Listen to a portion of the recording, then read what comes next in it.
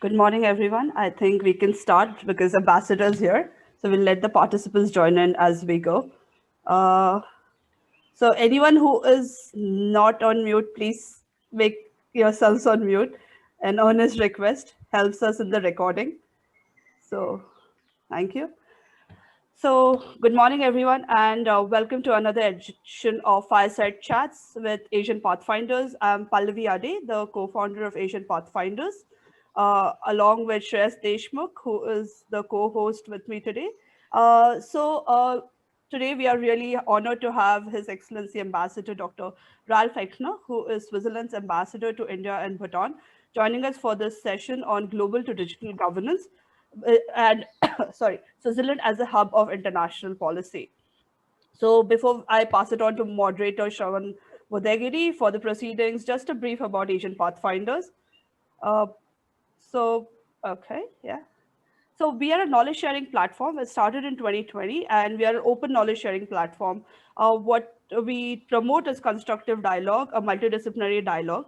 How we do that is through our fireside chats, which are held every Saturday, 11 to 12 p.m., and dialogues, which are more wider panel discussions held every alternate Thursday. And we aim to be that informal way to connect peers from academics, research community practitioners, and we bring them together. So just we hold these sessions every week, every month. We've been doing that for some time now. And in the month of March, we are holding a series of discussions on women-centric issues on the occasion of International Women's Day. So this is going to be a combination of fireside chats and dialogues with experts. So please be on the lookout on our social media pages. You can look up Asian Pathfinders. We are there on LinkedIn, Facebook, Twitter, or you can reach out to me or Shreyas and to get any further details. So community guidelines, like I said, please stay on mute. Ambassador Heckner will speak, give his opening remarks, then he'll have a Q&A with the moderator, and then we'll open up the floor for question and answers. And the session is going to last 45 minutes. So that's it. And also, please respect each other's views. Everyone comes from different walks of life. We have our different views, but we're here to have a constructive dialogue. So do remember the purpose of this community. And this is just me and Shreyas. You can find us on social medias. So moving on to today's session, before I hand it over to Shravan Vadagiri, who is the moderator for today's session, a brief about Shravan. Shravan is a cybersecurity professional with nearly 2 decades of experience. Currently, he is the Associate Director, Cybersecurity Services at Virtue Group, which is a Swedish startup. Before that, Shravan has worked with multiple consultancies like KPMG, Deloitte, EY, as well as telecom companies like Ericsson. So over to you, Shravan. All right. Good morning, everyone. And thank you so much, Asian Pathfinders, for inviting me today to moderate this session. And thank you again, His Excellency, Ambassador Dr. Ralph Heckner, for joining us today. So anyways, Ambassador Heckner will be deep diving into today's topic of global digital governance. However, before handing it over to Dr. Heckner, I would like to share my few cents. So governments around the world are undergoing a historical transformation of digital transformation, right? So as per a recent survey, which was conducted globally, I mean, this survey was conducted around 70 plus countries, and 1,000 plus public sector respondents have responded that 96% of the respondents, characterize that digital technologies have had a significant impact on their domains. So with this digitalization also comes the need with this digitalization also comes the need to monitor the usage of these technologies. So it has facilitated a dramatic rise of human society, but it has also created enormous threats and you may call it as risks or vulnerabilities. So when we talk about digitization, this transcends physical boundaries of nations, which also gives rise the need for cooperation on a global level. So that brings us to the today's fireside chat. So our global digital society relies on the seamless trans-border mode of internet operation.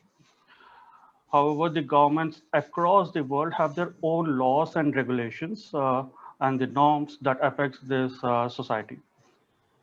So to retain this essential characteristic of internet, there is a need for international laws and for a digital global governance, and also a directorate to structure the work related to the global digital governance.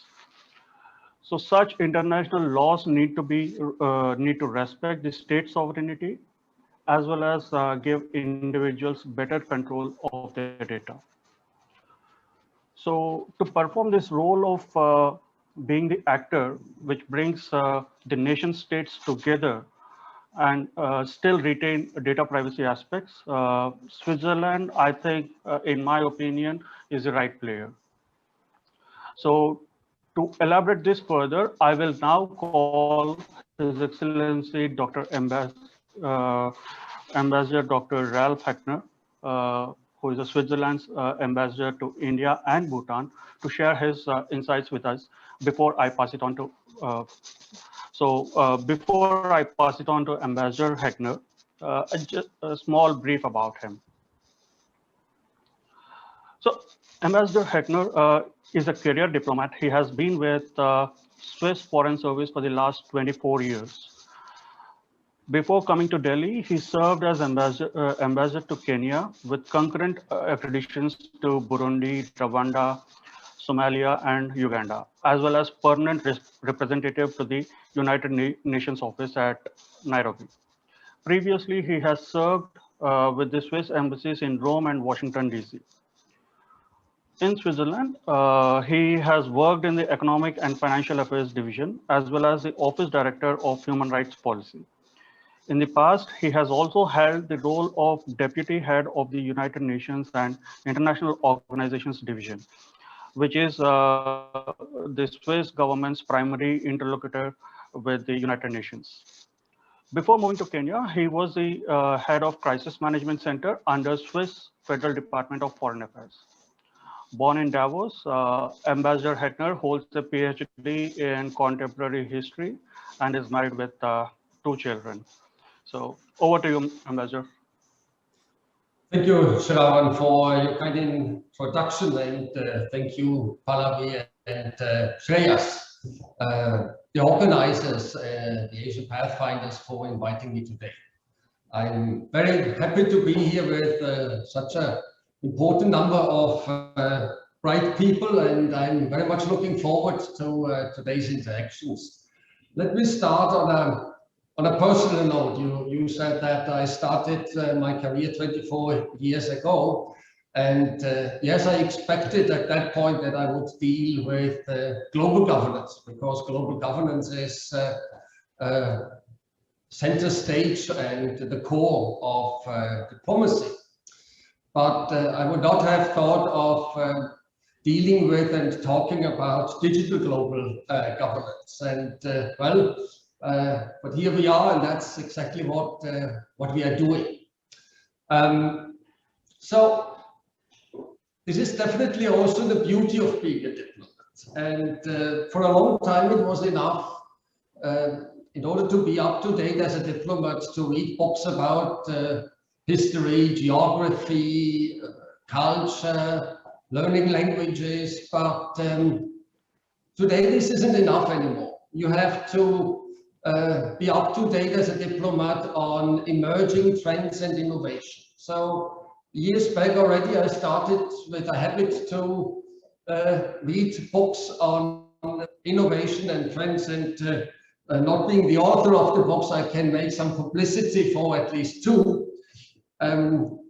This book here, The Inevitable, written by Kevin Kelly, was an eye-opener for me. This understanding the 12 technological forces that will shape our future, and India being a center when it comes to IT. No wonder there is an Indian professor, Mr. Rajaraman, who has been writing several books, and his last is Groundbreaking Inventions in Information Communication Technology.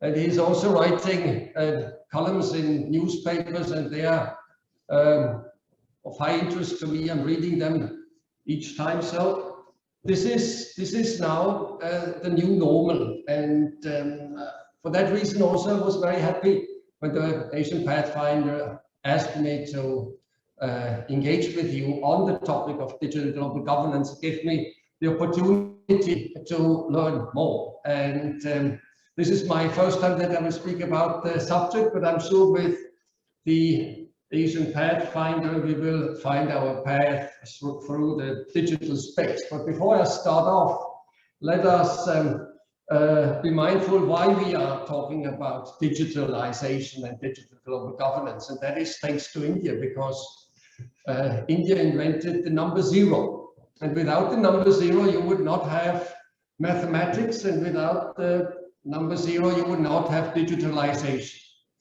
So it's because of India and the Indian genius that we are here talking about digitalization and digital global governance.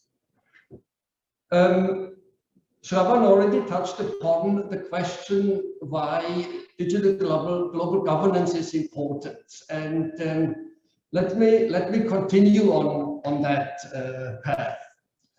As soon as mankind learned how to sail, mankind conquered the oceans and conquered maritime space, and those forces and those countries and cities that were ruling the maritime space, they were also setting the maritime rules. And after that you had mankind who learned how to fly, and airspace needed regulation, and today there is the International Civil Aviation Organization, ICAO, in Ottawa. It is a UN agency, and ICAO is the organization that is setting the standards and regulations for the civil aviation industry worldwide. And countries developed not only the capacity and capability of using the airspace militarily, but also it was also important to have a civil aviation as a country. So with the Air Force and with the fleet, the national fleet, countries try to use the airspace, protect the airspace, and rule their airspace.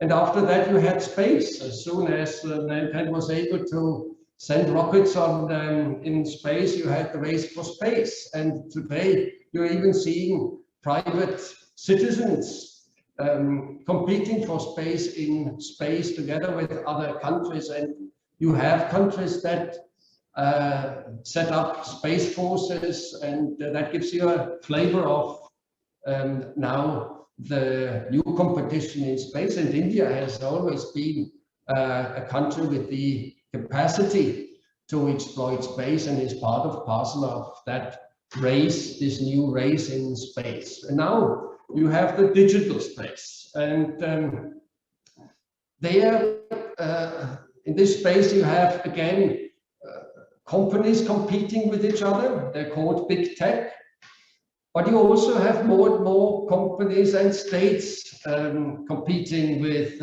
each other. You're seeing this between Facebook and Australia, for example, now. So there might be also a need to regulate that space in a certain way. And Most importantly, in that digital space, you find the resource that is the most important resource in the 21st century, and that is big data, personal digital data. Let me explain that to you a bit. I mean, in the 19th and 20th century, the countries that had oil, coal, steel, up to a certain point nuclear, had the most important resource on the planet, and had also the political might that went with the resources. And today, the most important resource is digital data. And the Carnegies and Rockefellers today are the owners of the big tech companies, and they are the people that are ruling the world when it comes to big data, when it comes to the most important resource that we have, our data. And because it is our data, a lot of important questions have to be asked. For example, who owns the data? What is done with the data? And is our data manipulated? And is our data manipulated to rule us? These are all key questions. But the digital space is also a space for crime, as any space. Real space open for crime, the digital space is open for crime. But the digital space, and I think this is something that Shravan also highlighted, is an incredible opportunity for the world as well. So the Sustainable Development Goals, if we want to achieve them, they will be achieved through and thanks to digitalization. I give you two examples. If you add 10% of internet penetration in a developed country, you are adding 0.7% GDP growth. If you're doing that in a country with an emerging economy, you're adding 1.1% GDP growth. If you are contributing 10% broadband penetration in a developed country, it is 1.2% GDP growth, and in an emerging market, it is even 1.4% GDP growth. So now you understand how important, positively and negatively, the digital space is, and why digital global governance is an important issue to deal with. So I was talking about the big tech, the private companies, but there are states that are competing in this digital space as well. One is the United States of America with the big tech companies. Another one is China, and there the lead is by the Communist Party of China. It is state and party-led. You have the European Union. The European Union has been focusing especially also on privacy issues, seamless transporter connections, and you have India. India is a country with 1.3 billion people. Whatever is done in India on digitalization is done for a sixth of the global population. So the Indian government empowering its own people digitally is empowering a sixth of the world population. Whatever the Indian government is doing into the digital space has consequences for this planet. Not only, but also because India is producing an incredible amount of data. So now we have these four powers in the digital space. So the question is, what will be the end game? Will we have a G4, a group of 4 countries, the ones that I named? Do we have a group of G2, maybe the US and China only? Or do we have a G193? And I think that is an interesting point. The G193 would mean we would have a digital global governance for 193 UN member states and their peoples. And there I see a huge opportunity for India.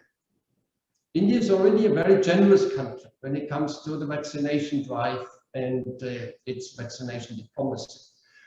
Something similar I see for India when it comes to digital global governance, leading the digital global governance discussion towards a G193, and with that, an inclusive digital global governance. But me being the Swiss ambassador to India, not Indian ambassador, let me talk about now global governance in Switzerland. Here, let's have a look back how the world has dealt with emerging trends and innovations in the past.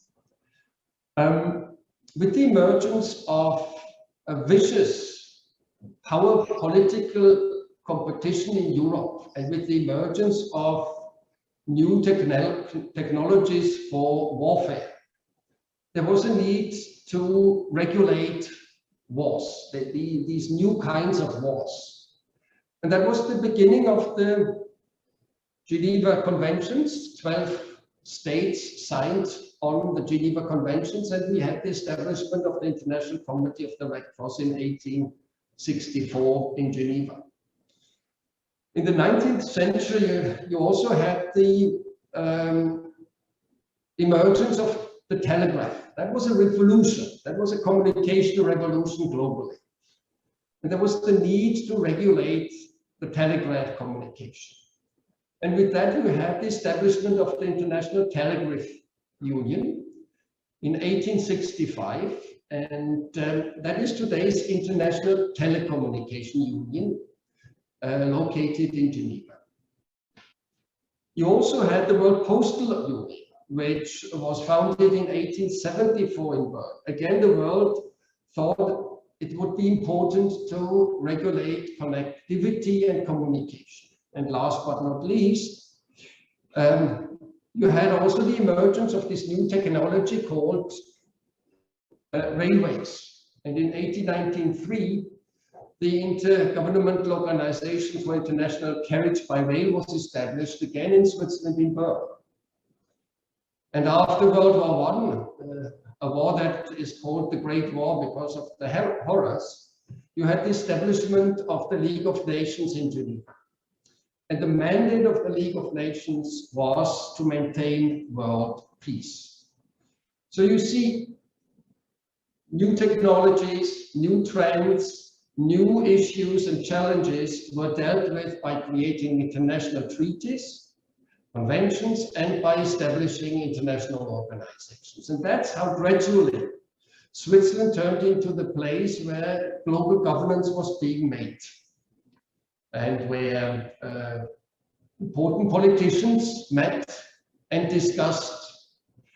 That's also how gradually the city of Geneva turned into the place to be in. And since that, Geneva has a tradition of hosting international conferences, but also international organizations. And multilateralism, as we know it, was born with the League of Nations in 1920.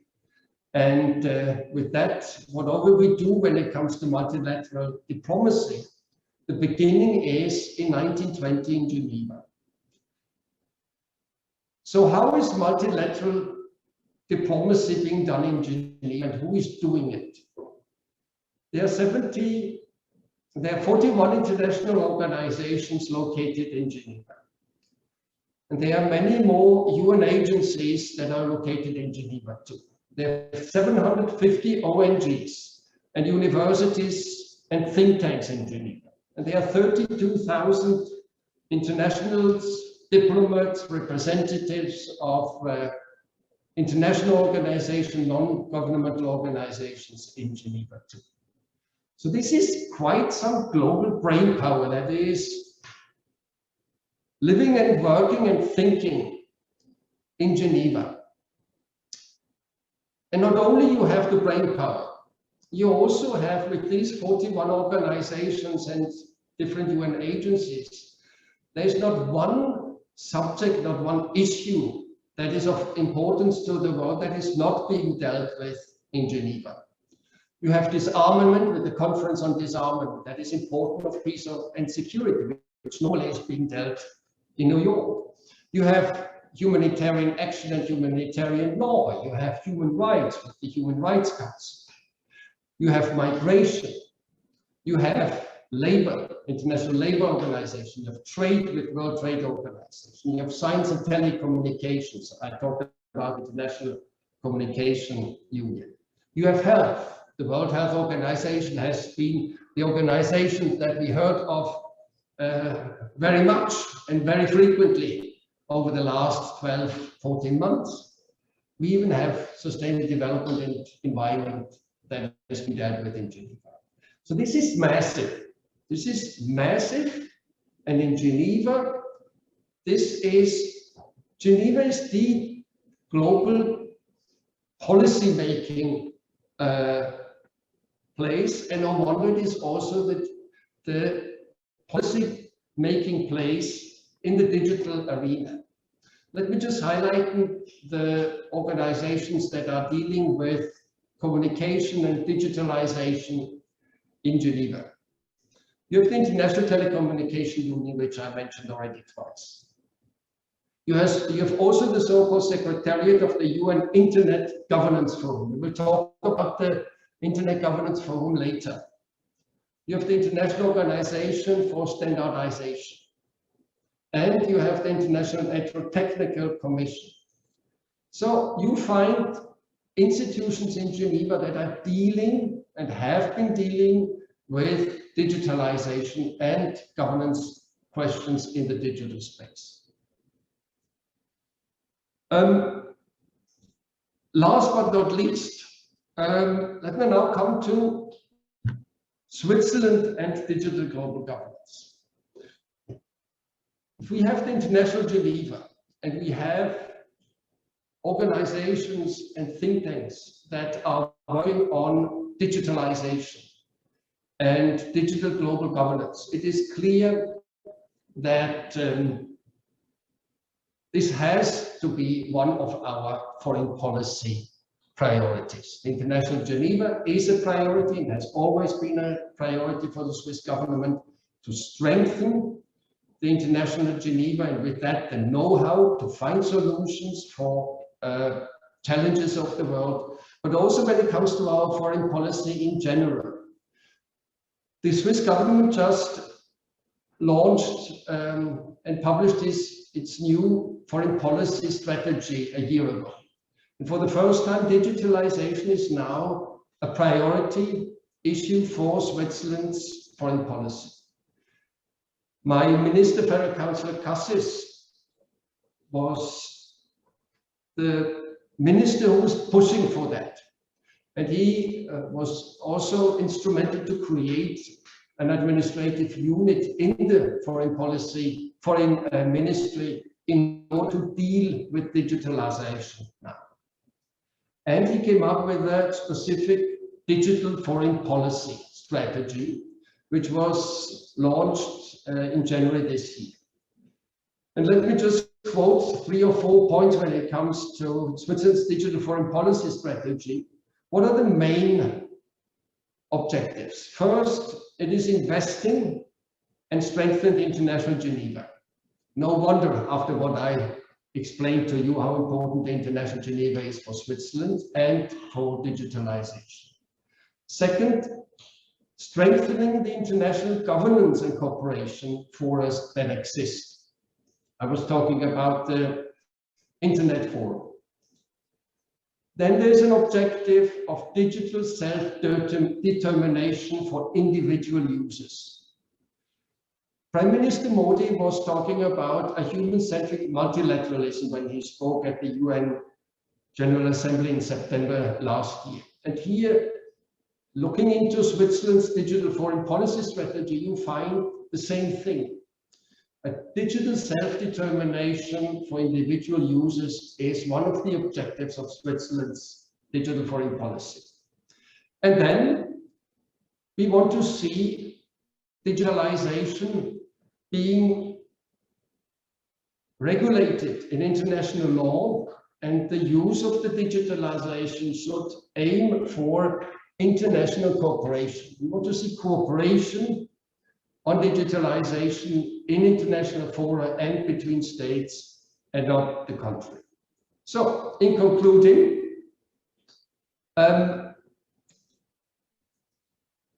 Switzerland and Geneva are the place to be when it comes for discussions on digital global governance. And as I mentioned before, when I was talking about India's important role when it comes to the digital world, Geneva will be the place where Switzerland and India can concretely cooperate in order to achieve what the Prime Minister's vision is when it comes to multilateralism, or human-centric multilateralism, and when it comes to Switzerland's objective of a digital cooperation that is serving the people of this world. And with that, I would like to hand over to our moderator, to Shravan again, and would like to thank you for your attention.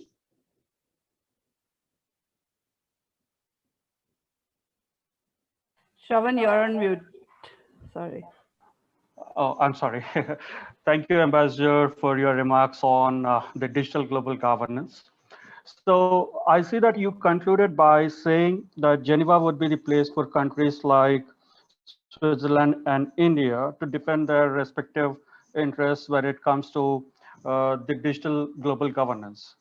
So here, being the moderator, I think I have the privilege to ask you a first question. So do you see the cooperation between India and Switzerland on the digital global governance?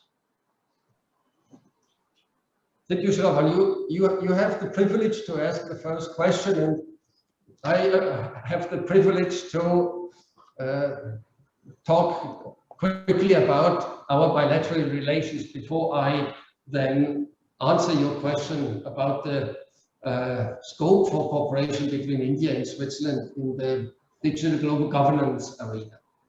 When it comes to our bilateral relations, India is one of our most important countries. For Switzerland, it is clear India is one of the most important countries globally, and India's influence will only grow. So we have a keen interest to work with India. And we are putting the money where our mouth is. If I have a look at the institutional network that Switzerland has in India, it can be compared to the network that Switzerland has in the United States of America, which is one of our most important trade and scientific and innovation partners. There is a Swiss business hub in Mumbai promoting trade. There's a Swiss science house, SwissNext, in order to promote our cooperation in science, innovation and research. Switzerland Tourism is very much looking for improving and enhancing our relations in tourism. There is the cultural promotion entity, Pro Helvetia in New Delhi. And I have here at the embassy not only a team who is working on culture, trade and innovation, but I also have a defense attaché and a police attaché here. So this is quite an investment of man and women power when it comes to the official presence of Switzerland in India. And this can be explained because we have a large number of subjects and areas of cooperation with India. I was already talking about trade and science and innovation. We have discussions on finance and taxations. We are looking into, we are discussing our cooperation in railways. We are dealing and discussing consular affairs, migration, and there are many more issues that we are working on. And if you have a look at those new issues, it is not only Switzerland that is adding new issues to the bilateral engagements that we have with India. Other countries are doing this too.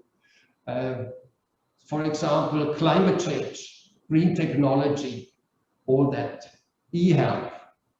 Now, 2-3 numbers when it comes to Switzerland's presence here. Switzerland is the 12th most important foreign investor in India with about $5 billion US. There are 300 and more Swiss businesses located in India. They're producing in India. They're exporting from India. They're creating up to 135,000 direct jobs, millions of indirect jobs. And we have a trade balance that goes back and forth and is $20 billion US. But this is not a one-way street. We have 80 Indian businesses located in Switzerland. And we do not only have about 180,000 visas that are issued here in New Delhi for Indians to travel to Switzerland, but my Indian counterpart in Bern, she is issuing up to 40,000 visas to Swiss travelers to India. So this is an incredible people-to-people foundation and relationship. And I think that is the most important relationship that we have. The people-to-people relationship between India and Switzerland. I have been here only for 6 months, but I have not met one Indian colleague who had not been in Switzerland personally on travel, privately or professionally. So if we have an important bilateral relationship with the Republic of India, it is clear that the digital space has the potential for more cooperation. And with that to your question, Ravan, I think we have all the ingredients for a cooperation on digital global governance between Switzerland and India. First, as I said, the Indian government has been investing very strategically in the digital infrastructure in India. The Indian government wants to deliver services through digitalized platforms. The Indian government wants to cut off the middleman through digitalization and is fighting waste and corruption like this. And the Indian government is, for example, also vaccinating the Indian people through a digitalized app. So I'm very impressed by what I see when it comes to India and the infrastructure, the digital infrastructure that India has set up. And each and every Indian citizen has the right to have an e-identity. Now the Swiss people, you know that the Swiss people have the opportunity to vote on issues. And the next vote will be on March 7th. And the issue that the Swiss people will vote on and need to have an opinion on will be e-identity. Do we want to have an e-identity as Swiss citizens or not? Now compare that with India. India already has an e-identity. But the message is both of our administrations are working on creating digital infrastructure. And that is also true for the foreign ministries. I was talking about the administrative unit within the foreign ministry in Switzerland dealing with digitalization. But the Indian Ministry of External Affairs has created such a unit already last year. It is the new and emerging strategic technologies division. And that division is in charge of policy making, defining India's position, for example, in the multilateral fora. And with that, both of our ministry send out a clear message that digitalization is a foreign policy issue. And that is the foundation on which we can build when it comes to using the opportunity of the potential of cooperation in the digital space. And as I said, the right place to do that is for sure Geneva. So you have I would say, the ingredients for well, I think these are the three answers that I would give to your question, whether there is the potential for our bilateral relations to work on digital global governance. The potential is absolutely there. Right. Thank you so much, Ambassador. You have answered my question precisely. And let me give opportunity for other participants to ask their questions. So first, I would now call upon Charumati Haran, who is a master's student at Hertie School, Germany, to ask her questions. So Charu, please unmute yourself and you can ask your question directly to the ambassador. Thank you, Shravan. Ambassador, Switzerland has a rich history of being neutral, and that was born during a crisis of nationalism in the 19th and 20th century. But the world has changed a lot since then. So I guess my question is Switzerland going to try and reinvent this neutrality to suit the new digital political order? And if so, how? Yeah. So this is a very good question. I think the answer could be yes. What is neutrality for Switzerland? Neutrality is a foreign policy tool. So in Europe that was waging war against each other during the whole 19th century until the middle of the 20th century, it was important to well, not be torn into those wars. And that is one of the reasons why Switzerland remained neutral.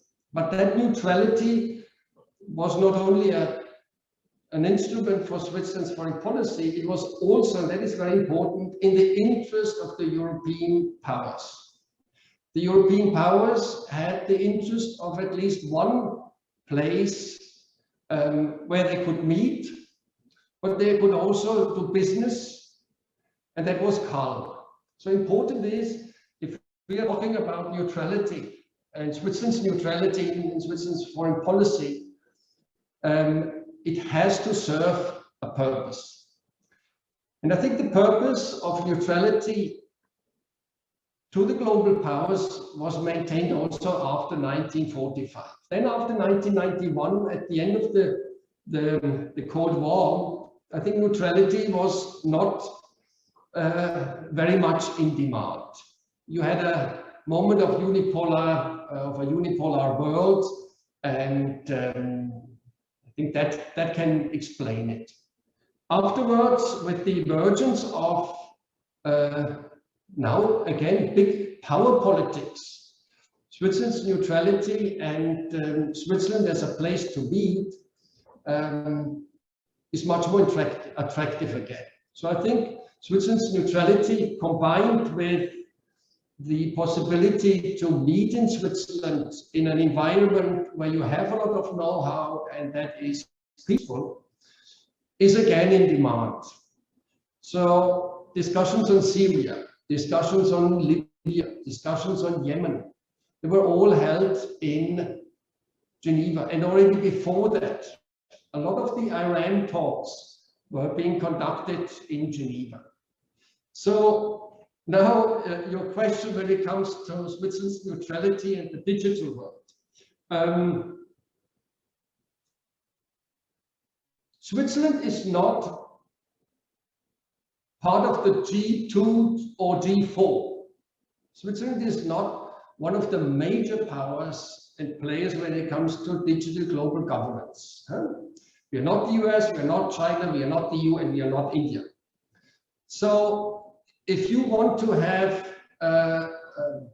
this is positive, if you want to have a digital global governance for 193 UN states and all people of the world, I think that could be an advantage for Switzerland not being part of one of those clearly major powers, digital major powers today. And then, as I said, we have the platform where we can meet. it is the platform Geneva. All in all, a very good question. I had not thought of that, but you could see Switzerland's digital foreign policy also as partially a continuation of the use of the instrument of Switzerland's foreign policy, that is neutrality.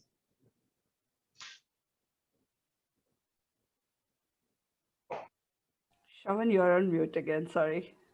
Yeah, I was trying to unmute itself. So, Ambassador, I have another question for you.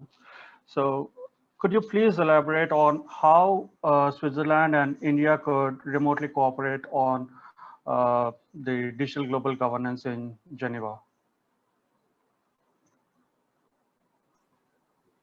Yeah, thank you, Saravan. There are platforms and processes that are in Geneva, that have been created in Geneva, and that and where negotiations are happening. And I think that's exactly where Switzerland and India could cooperate together in those processes and in those on those platforms. And I see two, maybe even three of them. One is you had the World Summit on Information Society in 2003 and 2005, and you had two important follow-ups of that World Summit on the Information Society. And one was the annual WSIS, the annual World Summit on Information Society. So on a yearly basis, states are meeting as a follow-up to that important summit. And the international organization in Geneva that is in charge of organizing that annual WSIS is the International Telecommunication Union. There, Switzerland and India can cooperate. Then the WSIS summit created also the so-called UN Internet Governance Forum. The UN Internet Governance Forum is something where a multi-stakeholder process is being done. So you have not only states, but you have private businesses and other actors with interest in the digital space. And I think this internet platform is maybe the most interesting platform to work together, because it is the platform where all actors in the digital space in one way or another have a chance to meet and try to connect the dots. It is not an intergovernmental process, it is a platform, multi-stakeholder, a little bit like the Asian Pathfinder.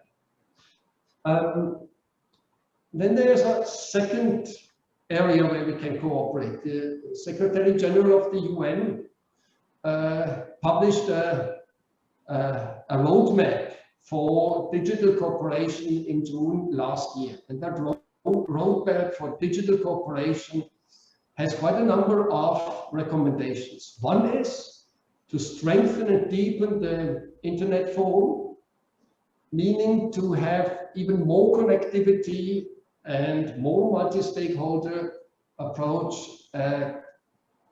when it comes to the Internet Forum. And secondly, it also recommends that the discussion on digitalizations are being held wherever they need to be held. And I give you a couple of examples. The report is talking about digital inclusion. It's talking about digital capacity building, digital human rights, artificial intelligence, digital trust and security. So these are all subjects and issues that are important where Switzerland and India could cooperate together. And then there's a third area where we can work together in Geneva. I was talking about the 41 international organizations and the different UN agencies. They are all in the process of getting digitalized. So the World Trade Organization is working on e-commerce. The World Health Organization is working on e-health. The humanitarian agencies are working on the one side how to protect the privacy of refugees, and on the other hand, how can you track digitally, for example, refugees in order to provide services to the refugees in need. So all these 41 international organizations and UN agencies, they are now about to getting digitalized. And they are working on what the digital world means for their main competence, trade, health, humanitarian affairs, etc. And this means all the traditional agendas are now being digitalized. And this digitalization of traditional agendas, that is highly interesting. This is a process that will be with us for the next 3, 4, 5, 6 years. And then afterwards, it will be normal that we have e-health and e-commerce, and we will go back to just calling it health and commerce. But in the next years, this digitalization of the traditional agendas and the mandates of the international organizations in Geneva will happen. Very interesting cooperation area for India and Switzerland. Right, thank you. Thanks, Ambassador. And that leads to another question. And I promise this would be a last question from my side, and I'll give the chance to the other participants. So, India is a member of Security Council from 2021 to 2022. So could you think of an instance where Security Council would have to deal with the issues related to digital global governance?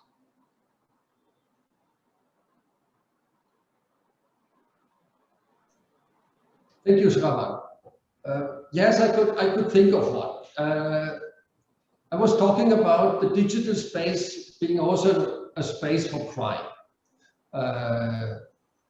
But the digital space is also a space for espionage. But between espionage and an attack, there's a difference. So countries are using the digital space to get state secrets, to get scientific secrets, etc. But some of these activities could be labeled by the other state as a cyber attack. And with that, the question could raise, is this an attack? Is that a casus belli? Is this a declaration of war, a digital declaration of war by one state against another one? And with that, the attacked state could retaliate, invoking the right of defense. And NATO has already declared the digital space as one of the spaces that is part and parcel of the collective defense mechanisms of NATO.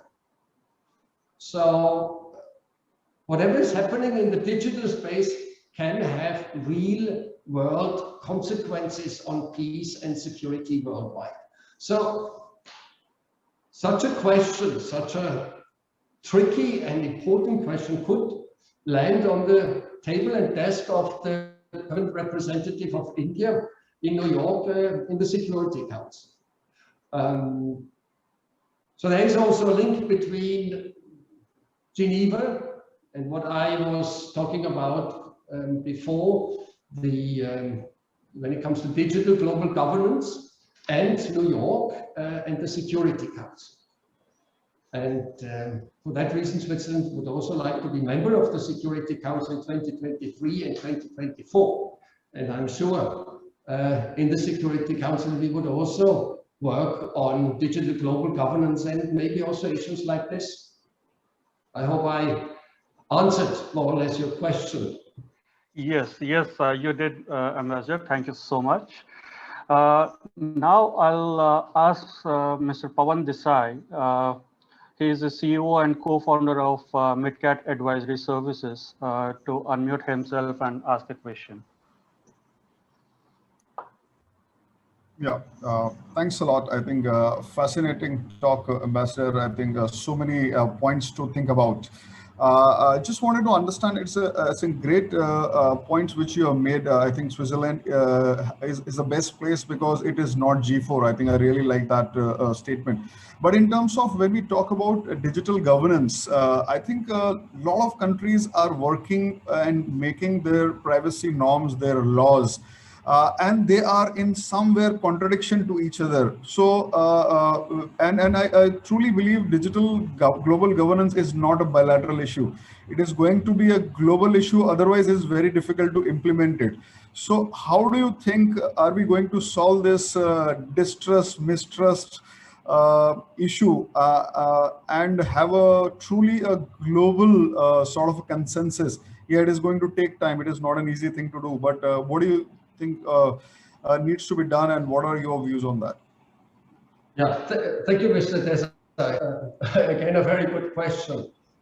You're absolutely right. At this point, the multilateral world and machinery is not running smoothly at all. I was talking about big power politics, and some of the things that we see today can remind us of the 19th century easily.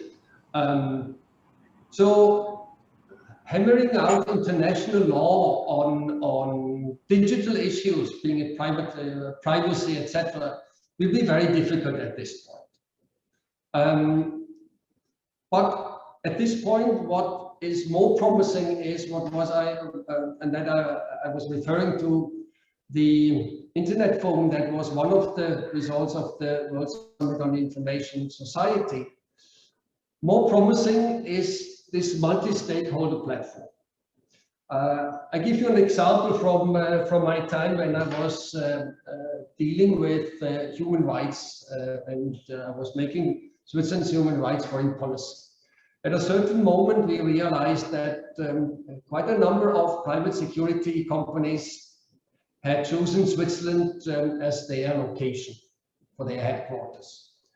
And that was at a time when private security companies were waging war in Iraq and in Afghanistan. And we realized that we might have a reputational risk.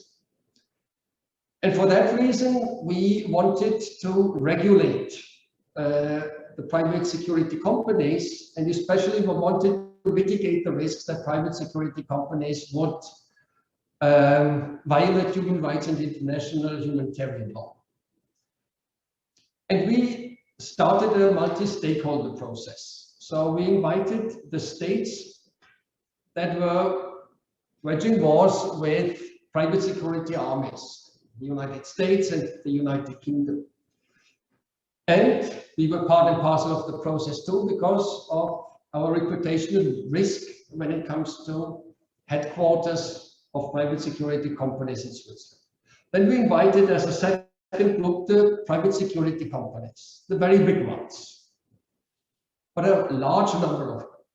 And last but not least, we invited international human rights organizations, globally renowned human rights organizations, and we brought in academia, because you always need bright people to find good solutions. And at the end of this stakeholder process of states, private security companies, international human rights organizations, and academia, we were able to hammer out a code of conduct on private security companies in order to protect human rights and international humanitarian law. And after 3 years of negotiations, more than 60 companies signed on that code of conduct. And today you have not only the code, but you also have an institution, you have a revenue mechanism, and you have hundreds of private security companies that are part of parcel of this code of conduct. So something like this could be intermediary step that through a multi-stakeholder process, a very inclusive one, you would be able to tackle issues of importance to all countries and all the peoples of the world. And after that, maybe the time will be right for intergovernmental multilateral process where you would then come up with conventions and hammering out internationally binding law. So that's how I see things, and for that reason, I think also with this internet forum in Geneva, we already have a good platform to work on, and this platform should be strengthened according to the UN Secretary General's report.